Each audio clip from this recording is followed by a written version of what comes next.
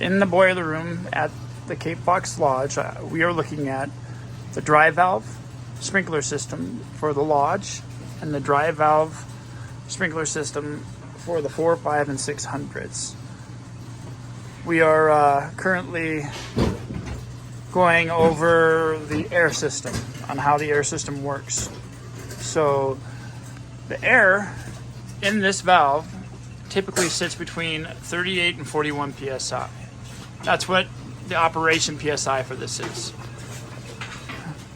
What maintains this pressure at 41 psi, between 38 and 41 psi, is called an air maintenance device, which sits over by the air compressor. So the air compressor turns on, pressurizes up,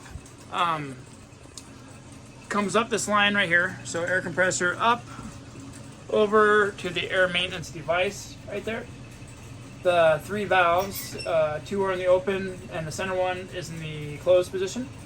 That forces the air to go up and over to the air maintenance device, which allows only 41 psi to go through. If you were to want to bypass that and put pressure inside the valves really quick, you would close off the 2 valves and open up the center one. That's why it's called a bypass valve. So, but air maintenance device controls the pressure to the valve here, to this valve here, and to this valve here.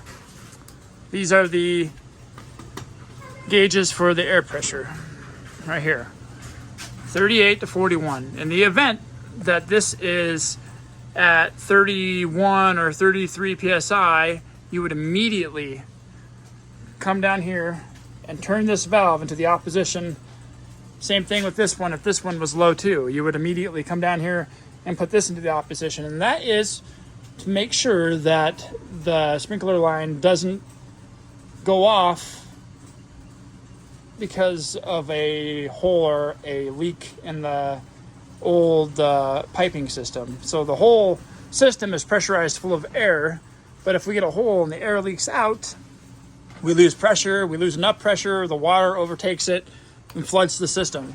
And then we have to reset everything. So if you come down here and you see this sitting at 30 psi, close this off, go find the air leak outside in the 4, 5, and 600s, or with inside the lodge here, you go find the air leak inside the lodge. Find it, get it plugged up temporarily, make sure the system gets back up to its normal designated air pressure, which is, like I said, 38 to 41, and then open this back up. In no circumstances are you allowed to leave this in the opposition, because if we have a fire, the sprinklers won't go off. So that is something that you have to do immediately. Turn it off, go find the leak, fix it, turn the water back on after the air pressure is back up to 41 psi.